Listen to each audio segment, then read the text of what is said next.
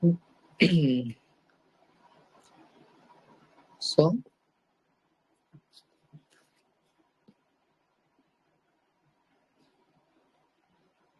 chalo. Shall we start with the most interesting session from last 7-8 sessions? सारे interesting ही थे, लेकिन ये थोड़ा ज्यादा इंटरेस्टिंग है, इसलिए जो कि आज थोड़ा स्किन वाला भी सीखोगे, है ना?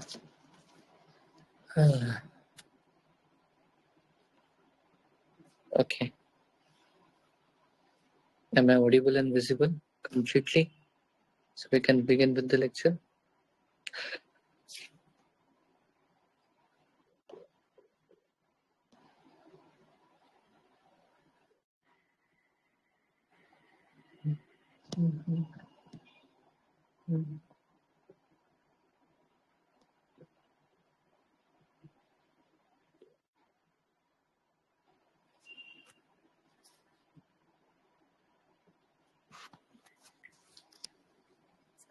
Okay. We'll wait for 1 more minute because I don't want anyone to miss. Till then, if Rohit is alive and live, can you narrate us Alzheimer's case? Oh, Rohit, बताओगे इन सबको? रोहित कुठे है? रोहित ने ज्वाइन नहीं केलं का?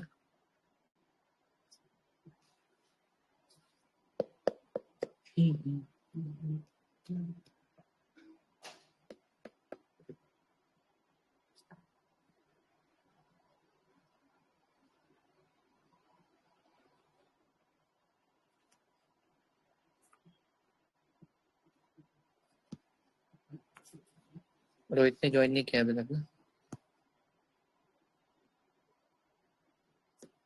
रोहित नहीं, तो उसने कुछ मुझे इंटरेस्टिंग केस बताया. या सो इतना इंटरेस्टिंग, नॉट दैट इंटरेस्टिंग. कल अपन ने अल्जाइमर्स पढ़ा ना, तो एक्चुअली कल रात को अपन ने अल्जाइमर्स पढ़ा एंड मॉर्निंग में he was attending his medicine OPD. किसी और का ओपीडी चालू था, तो एक 70 ईयर के ओल्ड मेल थे, वो मैडम के पास आए. उन्होंने मेडिसिन लिया, joint pain regular everything, medicine लिया और वो चले गए. ठीक है, तो उनको मेडिसिन शायद समझा नहीं, तो वापस आए थे पूछने के लिए. फिर उन्होंने रोहित को पूछा कि मेडिसिन समझा दो मुझे. तो रोहित अपना फाइनल ईयर स्टूडेंट है, उसने सारे मेडिसिन समझाए. तो वो जो दादाजी थे वो चले गए, फिर वापस आए 5 मिनट के बाद. फिर से मेडिसिन मेरे को समझा ही नहीं, मेडिसिन फिर से समझा. फिर मेडिसिन उसने समझाए, उनको लगा ओल्ड है, तो ऐसा सब हुआ. फिर थर्ड टाइम ही केम बैक अगेन कि मेडिसिन में अभी तक मुझे समझाया नहीं किसी ने मेडिसिन, और वो डॉक्टर को भी नहीं पहचान रहा. तो समझा कि ये डिसीज क्या है. फिर रात को उसने पढ़ा कि अल्जाइमर्स डिसीज है. कल अपन डिस्कस भी कर रहे थे. तो यस, स्मृति. चलो, anyways, we will start with the new session. And if everyone is active, they all know I have sent 2 images. Okay, so first image is of trunk. Can anyone broadcast it? इसको अर्जुन आप please उसको show करोगे सबको? The first image is this trunk वाला image. Okay. हाँ, yes, very good. So trunk वाला image. Actually 2-3 stories है, मैं तुमको 2-3 स्टोरीज बताता हूँ, इससे रिलेटेड ही है. ये ट्रंक वाला इमेज ही है. तो तुम मुझे पूछोगे ना कि इसका डायग्नोसिस क्या है, तो everyone looking at the red picture, erythema picture, will start with allergy और contact dermatitis, allergic dermatitis, insect bite allergy, insect bite hypersensitivity, and more और लेस ऐसे ही सब डिफरेंशियल डायग्नोसिस से सब जाओगे. बट इसका डायग्नोसिस इतना अलग है कि क्या बोलो, चलो मैं तुमको थोड़ा हिंट दे देता हूँ. There is macule. Macule is a flat lesion, and there are papules. Papules are the lesions which can be palpated. So papules and macules. So it's a maculopapular rash, and it is present over trunk region. This is your finding. Okay. Now can you switch to the other image? Other image. इसका मैं story बोलता हूँ. इसका मैं story बोलता हूँ. तो मेरी एक फ्रेंड है तलत, तो उसने मुझे ये इमेज भेजा. अब लुकिंग एट दिस पिक्चर, दोनों हाथ पे कुछ तो है, तो तुम तो बोलोगे इसको मॉस्किटो बाइट होगा, इसलिए ऐसा सब इसको पैपुलर मैक्युलोपैपुलर लीजन है. लेकिन इसका भी डायग्नोसिस बहुत अलग है.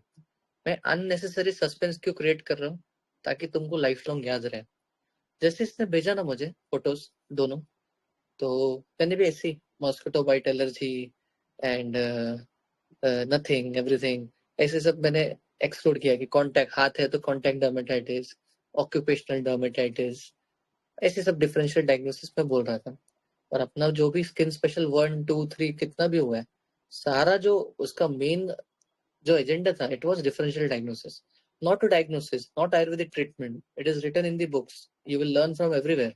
बट डिफरेंशियल डायग्नोसिस जो स्किन में ऐसा चीज है ना कि there is a thick line, thin नहीं, there is a thick line between 2 3 diagnosis, and you should remember everything. So चलो ठीक है, तुमको मैं चांस नहीं देता हूँ बोलने के लिए, है ना. मैं ही खुद बोल देता हूँ दोनों का diagnosis, if you guys are interested. तो I know you guys are interested right in listening to this diagnosis. Second image, folliculitis. अच्छा sir, maybe. Okay okay, चलो ठीक है. तो यस यस, तो क्या हुआ था कि ये जब तलत ने मुझे फोटोज भेजे दोनों, मैंने तो ऐसे ही डिफरेंशियल डायग्नोसिस रखे. बट जस्ट जस्ट जब उसका एक मैसेज आया कि नो इचिंग, तो जब नो इचिंग कोई बोलता है ना, नो पेन कोई बोलता है ना, तो फिर थोड़ा सा हटके सोच लेना चाहिए. मतलब इसी में तुम्हारा भला ही रहेगा कि थोड़ा हटके सोचो. तो अगर ऐसे मैंने दोनों पिक्चर्स तुमको बताए, और मैं अगर बोलता हूँ no itching, no symptoms, just rash, think different. तो ये जो दोनों डायग्नोसिस है ना, इसका दोनों का डायग्नोसिस है सेकेंडरी सिफिलिस. जिसने सिफिलिस बोला, clap for him. But secondary syphilis, secondary syphilis is the right answer. अभी ब्रॉडकास्ट बंद कर दो. But how will you know secondary syphilis है और ट्रंक पे है, तो how will you know it is secondary syphilis? So I will give you the hint. Basically I will teach you STDs today. STDs are very interesting. STDs are really very interesting. And तुम्हारा language पे ही सब history depend करता है कि how you ask to the patient कि तुम किसी का हिस्ट्री ले रहे हो with respect to sexual infection, sexually transmitted infection. So you should be very cautious while using the language. Patients are not that conscious with while using the language. आज ही का तुमको एग्जांपल देता हूँ. Sorry to use those words, but it is very interesting to know. आज मैंने एक नया word सीखा है. मेरे पास एक मेल पेशेंट आया. ही was around may be 60s में होगा. और ही सेड कि मेरे चुत्तड़ में दर्द होता है, एंड चुत्तड़ से लगा के पैर तक दर्द जाता है. I was wondering what is this word and how can he speak such word in front of me. चुत्तड़ में दर्द होता है, चुत्तड़ में दर्द होता है. Then I came to know he was talking about the speak area, the bum area, the buttock area. Okay, so this is how it goes. He was from UP, and you should be very cautious while using the words while asking. I'll tell you one more joke regarding this. Are you guys interested in one more joke? Are you guys interested? Yeah. Yes, interested. Yes, I'll tell you. Basically, I enjoy this topic a lot. तुम सब भी enjoy करोगे इसको. है ना? तो जो कैसा है कि एक यूपी साइड का 45 ईयर का मेल, वो एक डॉक्टर के पास जाता है. डॉक्टर फीमेल डॉक्टर है, ठीक है. And that it's a real story by the way. और जो फीमेल डॉक्टर है ना, she is very famous for treating sexually transmitted infections. Okay, तो वो फीमेल डॉक्टर के पास जाके बैठता है, एंड फीमेल डॉक्टर आज कि तेरे को ये अल्सर है जेनाइटल एरिया पे, तो फीमेल डॉक्टर पूछती है कि अंकल कहीं बाहर जाते हो क्या? You know what she is about to ask, है ना, कहीं बाहर जाते हो क्या? एंड दैट मैन रिप्लाइज, नहीं मैडम, पहला आपके पास ही आया हो। अरे बाप रे। So it is very tricky to practice in sexually transmitted diseases. So we'll start with syphilis. Now syphilis is a very, yeah, हंस लो पहले, मजा आ रहा है, तुमको मजा आता है ना, जोक अच्छा लगा बहुत, तो तुम थोड़ा इंटरेस्ट कर देते हो मैं ऐसे जोक बुक से। अभी 181 people are attending and now from here the lecture is very interesting. See, everyone should know about syphilis. Syphilis is a sexually transmitted infection and it is transferred by an organism, Treponema palladium. Okay, so Treponema palladium is the organism.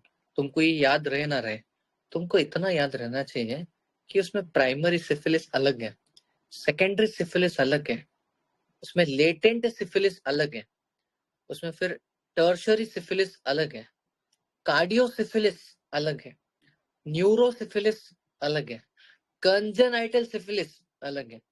मतलब इतने सारे syphilis तुमको दो दो line तो पता होना चाहिए, just for primary syphilis. Okay, so in primary syphilis, if someone has visited somewhere and he gets syphilis, तो primary syphilis में लीजन कैसे होता है, सुनो ध्यान से। तो incubation period is between 14 to 28 days, basically 1 month के around. तो after a month, the patient will get ulcer around genital area, उसको एक ulcer formation होगा, and that ulcer will be painless. Understand this, a painless ulcer. And soon that ulcer will involve surrounding lymph node, and even lymph node is painless. So painless lymph node, painless ulcer is a feature of primary syphilis. Everyone should know. चलो कुछ समय के बाद, after like 2 to 4 weeks, that ulcer will be resolved on its own without any treatment. But after some time, जैसे 6 weeks के बाद, 1.5 महीने के बाद, 2 महीने के बाद, उसको सेकेंडरी सिफिलिस हो जाएगा। और सेकेंडरी सिफिलिस के अंदर लीजन कैसे दिखेंगे, जो मैंने दोनों फोटोज आपको भेजे हैं ना, maculopapular lesions will be there. Maculopapular erythematous lesion over trunk region, and that too with no associated features, that is no itching. Understand, it can be VDRL positive, that patient might be of syphilis. So syphilis में bilateral, symmetrical and maculopapular rash is the feature. You should all remember, you all should remember maculopapular rash with no itching, with mostly present on the trunk region. Sometimes it can involve proximal extremities and sometimes it can involve hand region also, but it will be bilateral, it will be symmetrical. So this is the clinical feature of secondary syphilis. And secondary syphilis में और भी 2-3 clinical features हैं, तुमको theory point of view याद रहना चाहिए। कॉन्डिलोमाटा लाटा is one मोर, तुम picture जाके देखोगे उसका कि papules are getting like they are coalescing with each other, so this is one more feature. Then snail track ulcers जो म्यूकस मेम्ब्रेन में होगा, वो भी सेकेंडरी सिफिलिस का ये है। तुमको कुछ याद रहे ना रहे, इतना याद रहना चाहिए कि बायलेटरल सिमेट्रिकल नो इचिंग वाला लीजन किधर होगा, तो सिफिलिस के अंदर होगा। Okay, now I will go more further. You understood primary syphilis, you understood secondary syphilis, then there is latent syphilis. अभी latent syphilis में होता क्या है? Basically ये latent syphilis इसलिए famous है कि इसमें सारे serological investigations comes positive. If you are examining CSF, if neurosyphilis है तो even CSF will come positive for Treponema pallidum. So either serological investigations are positive when it comes to latent syphilis. Now latent syphilis में early latent और late latent ऐसे 2 stages है।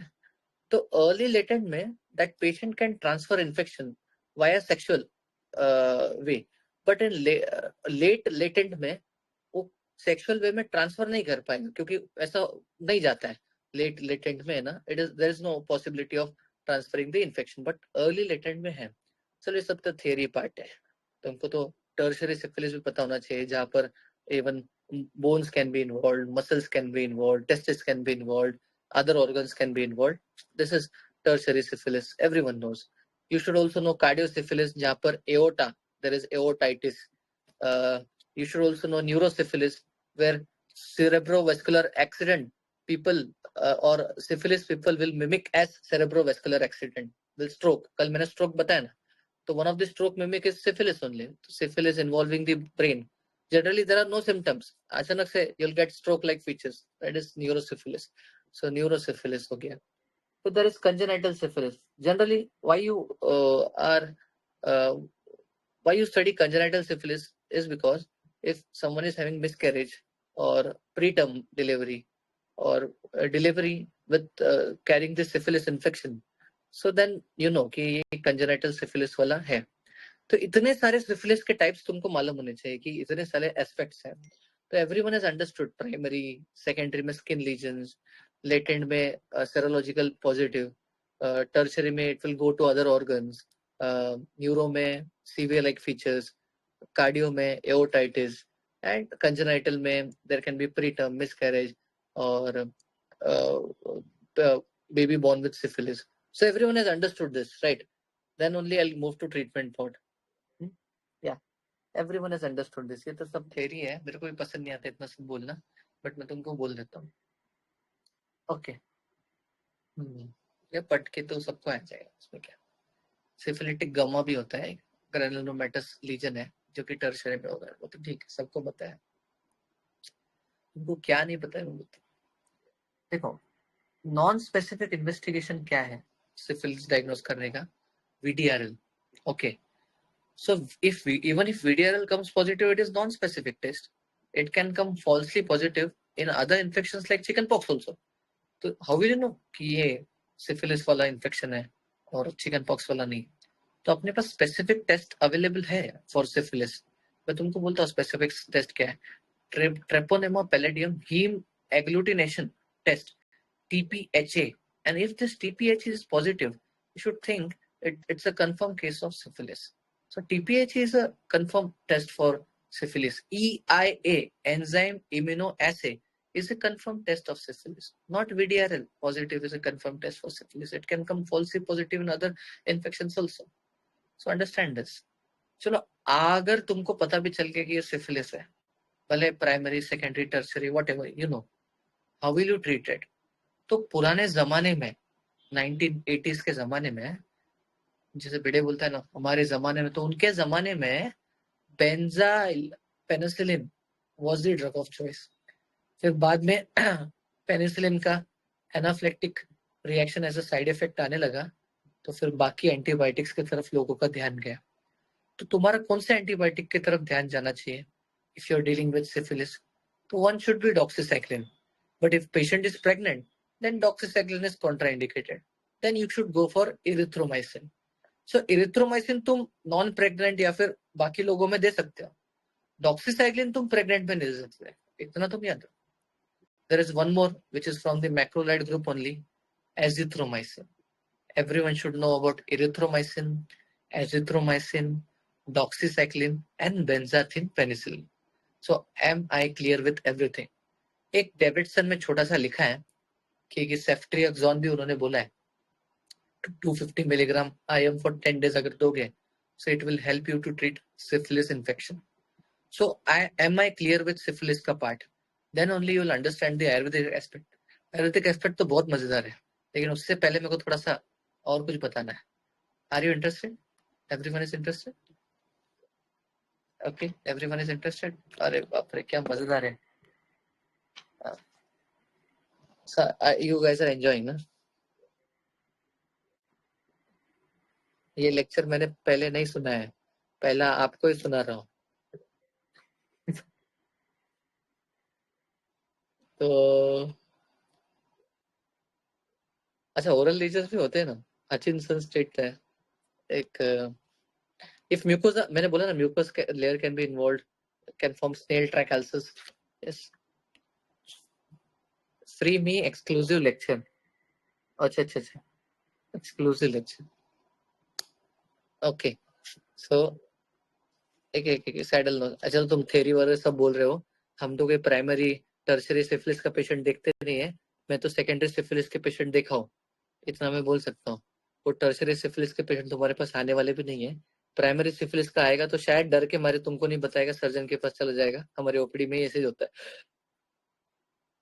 कि ulcer है, ulcer है, ulcer है, और he'll visit a male doctor first. Okay, okay. ओ, प्राइमरी सिफिलिस को हार्ड शैंक्रे क्यों कहते हैं? I don't know Neha, I am really sorry, I don't know hard chancre क्यों बोलते हैं। I really confirm it, but it is not that important for now. What is important is you should know azithromycin. Even if it is hard or loose, azithromycin will work there. Okay.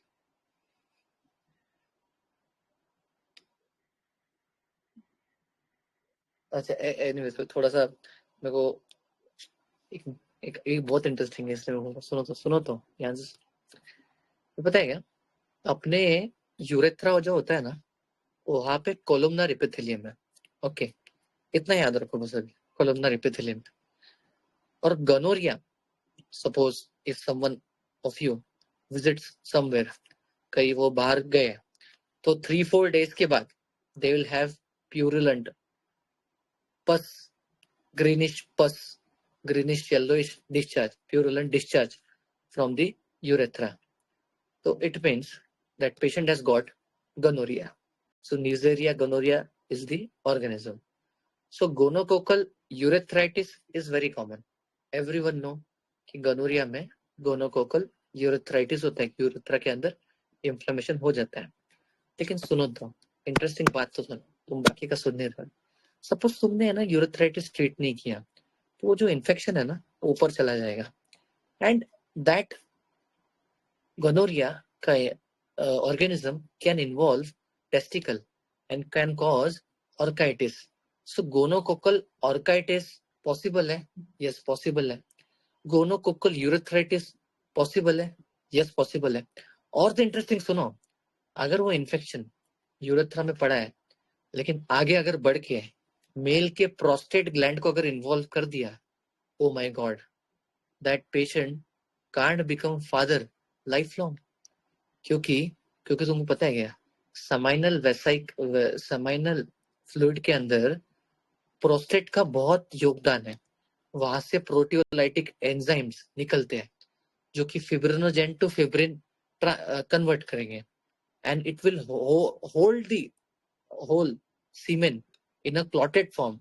Basically, it facilitates the semen to get transferred into the female vaginal tract, या फिर upward movement, just because it has got those proteolytic enzymes, and those are present in prostate. And if prostate is in danger because of gonococcal infection, my god, it can create a havoc. So understand this, gonococcal urethritis should be treated, otherwise prostatitis अगर हो गया, वाट लग गया, orchitis अगर हो गया, वाट लग गया। मैं तुमको और एक बताता हूँ, ध्यान से सुनो। This gonococcal bacteria can cause proctitis. Yes, obviously sexually transmitted बोल रहे हो ना, if someone has preferred anal region, तो वहां पर प्रोक्टाइटिस क्यों नहीं हो सकता? हो सकता है। Can this gonococcal bacteria involve pharynx? Obviously, if someone has perform some unnatural oral sex, then oral sex के वजह से this bacteria can get transferred into the pharynx. Gonococcal pharyngitis possible है? Yes, possible है. Pharyngitis possible है, proctitis possible है, urethritis possible है, orchitis possible है, prostatitis possible है, लेकिन gonococcal cystitis possible नहीं है, gonococcal pyelonephritiis possible नहीं है।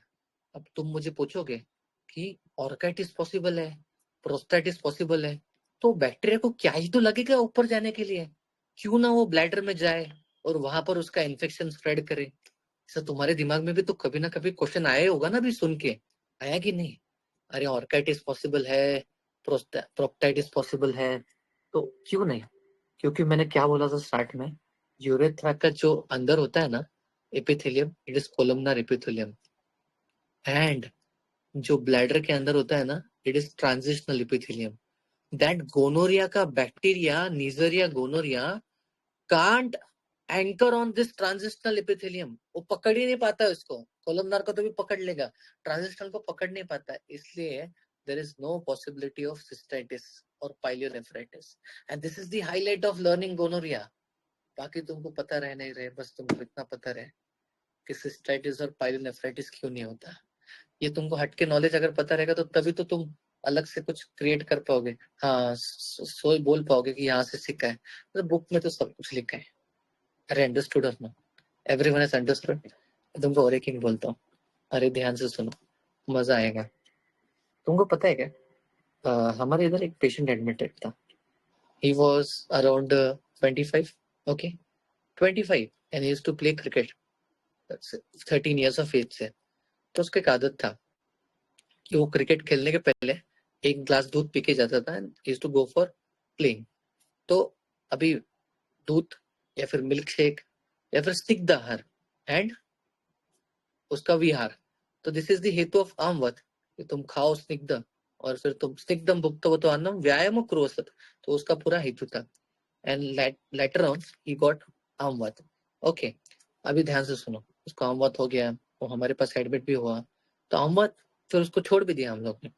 फिर एक बार क्या हुआ, उसको ना एक इन्फेक्शन हुआ, बेसिकली बैसिलरी डिसेंट्री हुआ ड्यू टू बैक्टीरिया में भी शीगेला। उसका नाम है तो शीला गेला, तो शीगेला, तो शी मतलब शीशी। तो शीगेला जो बैक्टीरिया है, इसकी वजह से उसको बैसिलरी डिसेंट्री हो गया, and he got joint pain, severe joint pain again, relapse of this disease. अभी ये सब चीजों को हम लोग क्या बोलते हैं कि डिसीज रिलैप्स हो रहा है after an infection, and that too GI infection. तो ये कंडीशन को हम क्या बोलते हैं, जिनको पता नहीं है उसको हम बोलते हैं रीटस डिसीज।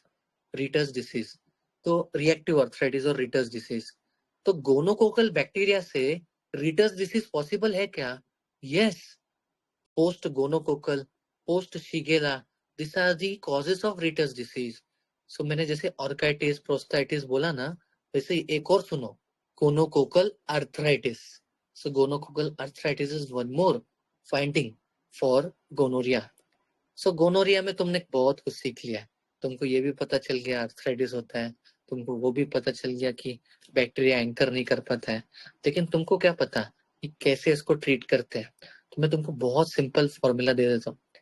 किसी का टेस्टिकल या फिर किसी का स्क्रोटम अगर सोलन है, सूजा हुआ है ना, तो 3-4 ही ड्रग रहते हैं। एक तो तुम हेट्राजान के बारे में सोचो, मे बी फाइलेरियासिस, या फिर तुम एंटीबैक्टीरियल दो, जैसे कि तुम एमोक्सिसिलिन दे सकते हो 500 milligram, Q maybe QID 30 milligram per kg, तो 500 मिलीग्राम टीडीएस और क्यूआईडी फॉर 7 डेज।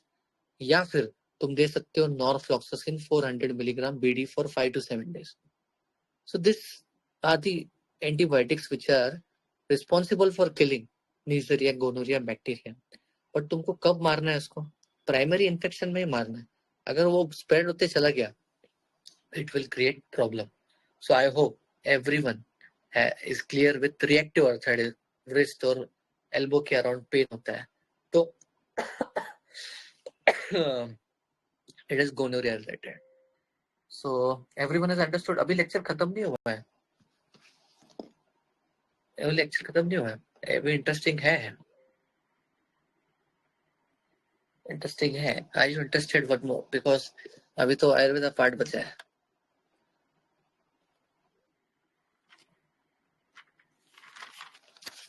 आयुर्वेदा पार्ट ज्यादा इंटरेस्टिंग है।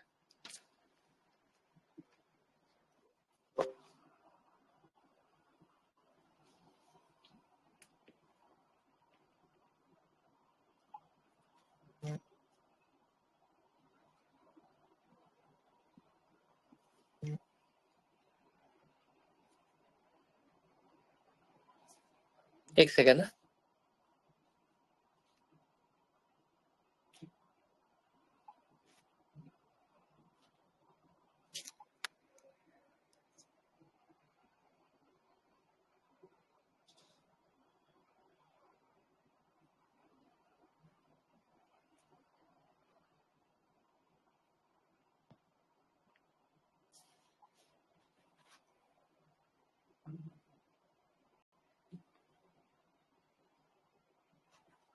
Excellent.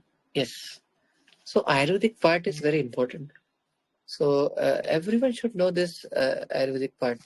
So and why? Because ultimately people will be very much happy if they see you treating infections like gonorrhea and syphilis with the help of Ayurveda.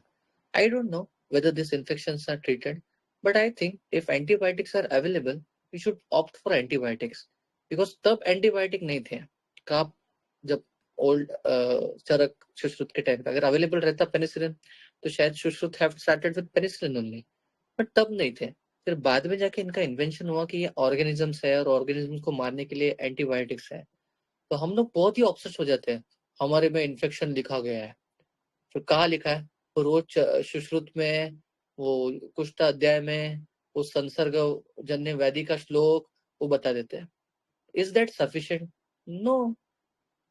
कोई भी अपना drug antibiotic जैसा strong काम नहीं करता accept स्वर्ण भस्म. थोड़ा सा, वो भी स्वर्ण भस्म भी कैसा? थोड़ा सा. Swarna Rajvangeshwar which is deeper penetrative but again थोड़ा सा. So if antibiotics are available, I think you should opt for antibiotics because unnecessary you may complicate those diseases. Don't get obsessed or possessed with something. Be always very mindful about giving those other pathical drugs also. तो ध्यान से सुनो. मैं ये तो message ही है लेकिन एक बहुत अच्छा है. तुमको पता है कि फिरंग ये बृहत्त्रय में नहीं लिखा गया है. ये भाव प्रकाश ने बाद में इंक्लूड किया. So maybe भाव प्रकाश नहीं हो कि ये पोर्तुगीज जो बाहर से आए थे इनके वजह से फिरंग व्याधि फैल गया. इसका संप्राप्ति भी बहुत इजी है. Basically it's a sexually transmitted infection. So after having sex with someone who is infected with this firang the patient might get firang. त्रिदोष दुष्टि होगा, कफ प्रधान्य त्रिदोष दुष्टि होगा. Then again there will be rakta dushti and एक सेकंड क्यों पागल. So again there will be Rakta Dushti and after Rakta Dushti there will be Firang. Okay. So just a second.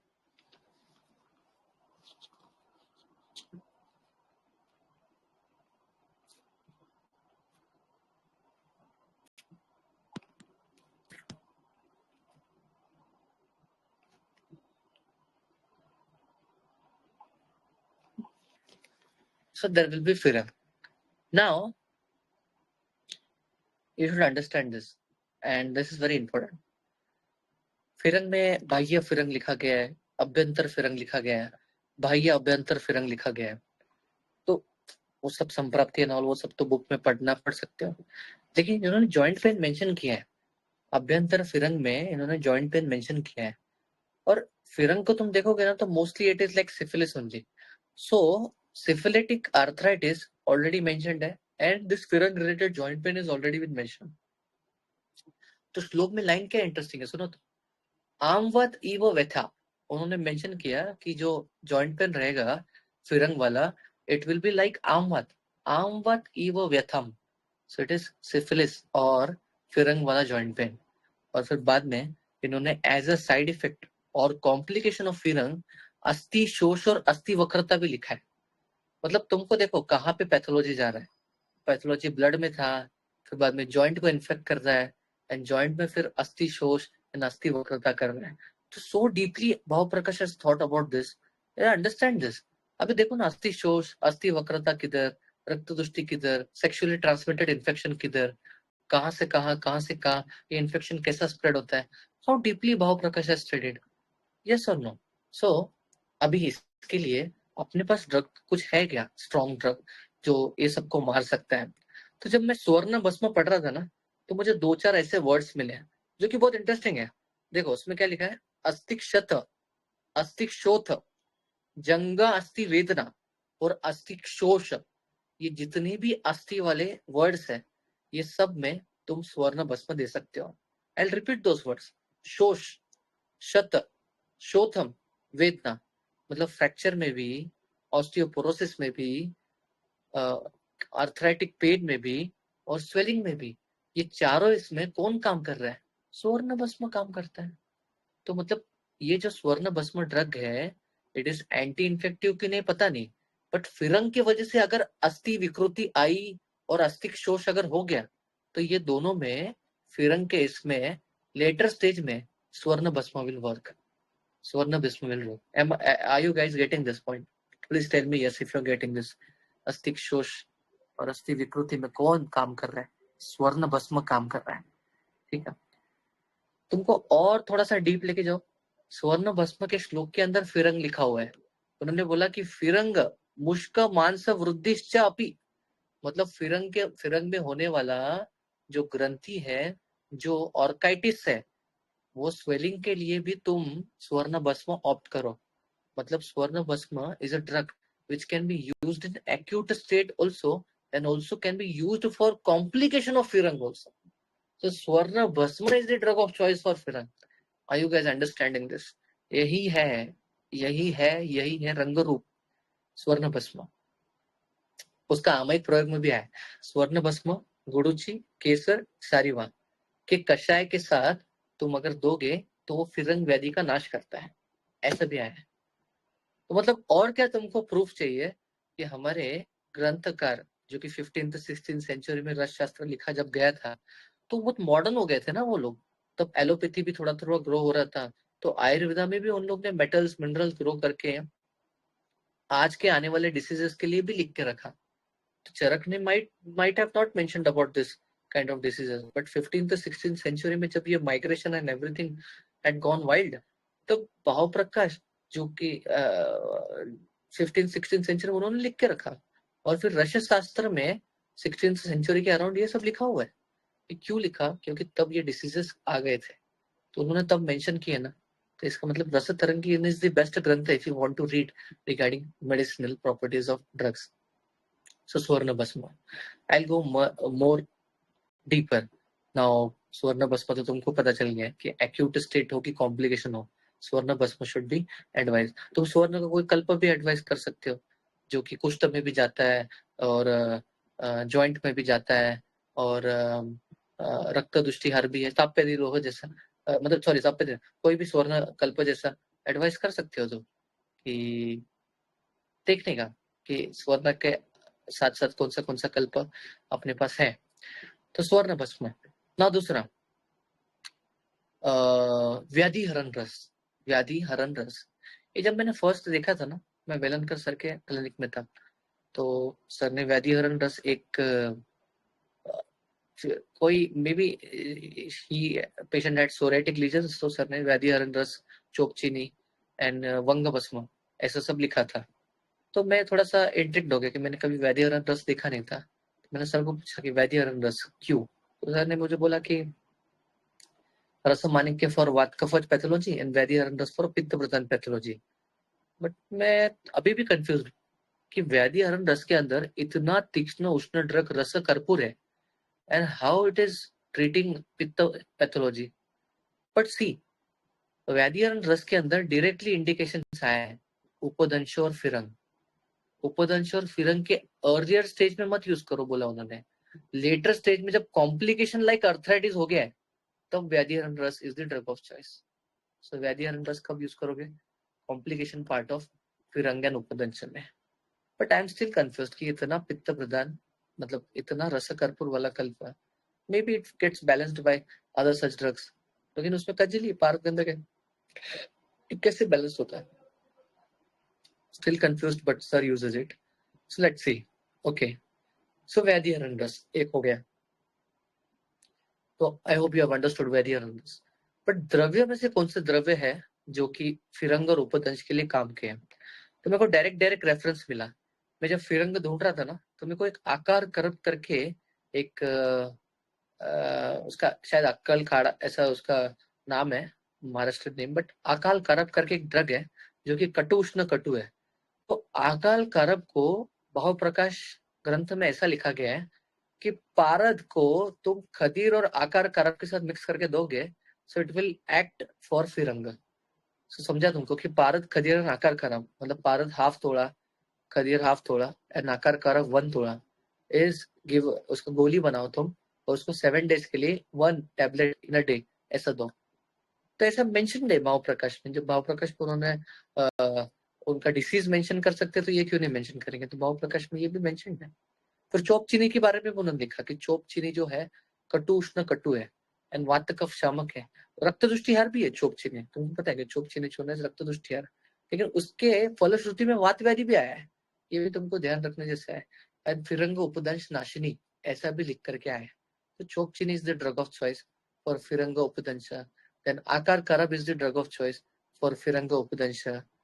व्याधि Haran Ras is the drug of choice for firang उपदंश।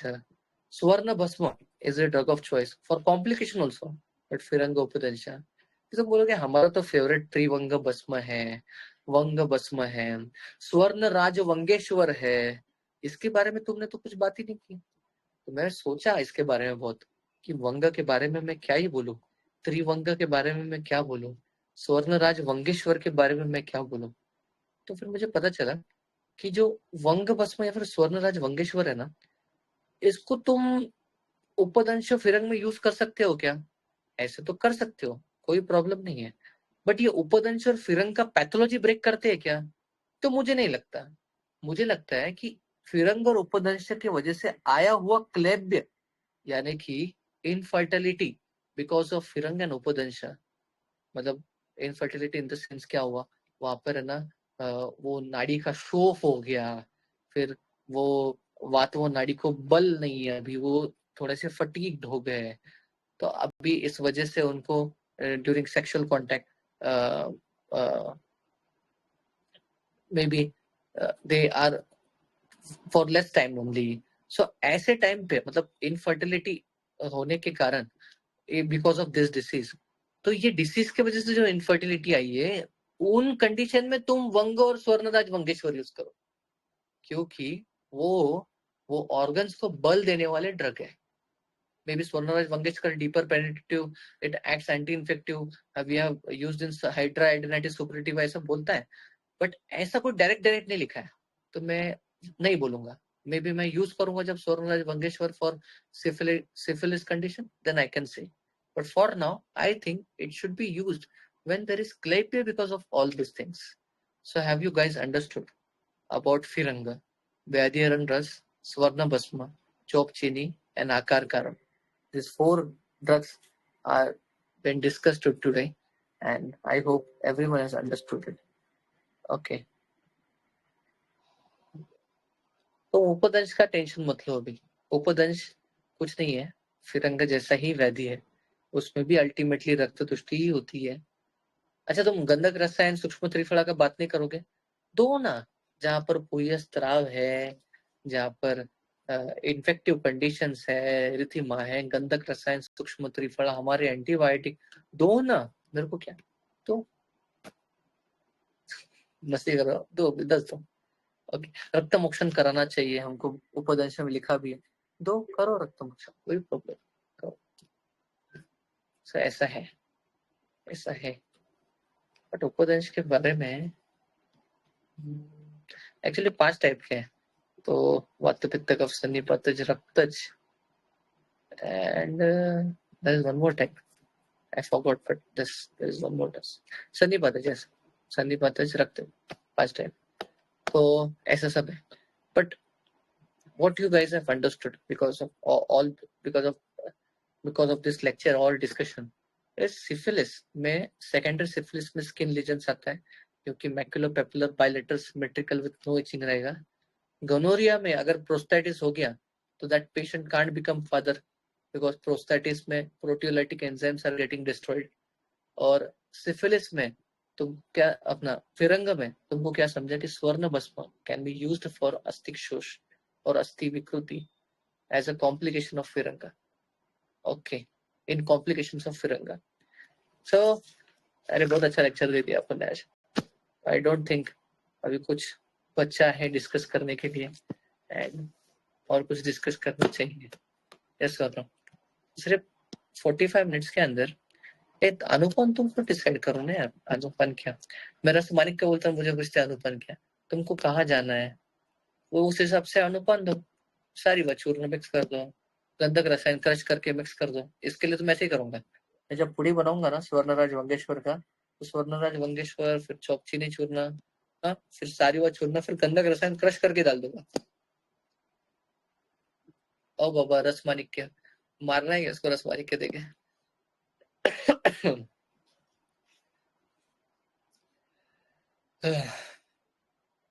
कफोवात Pradhan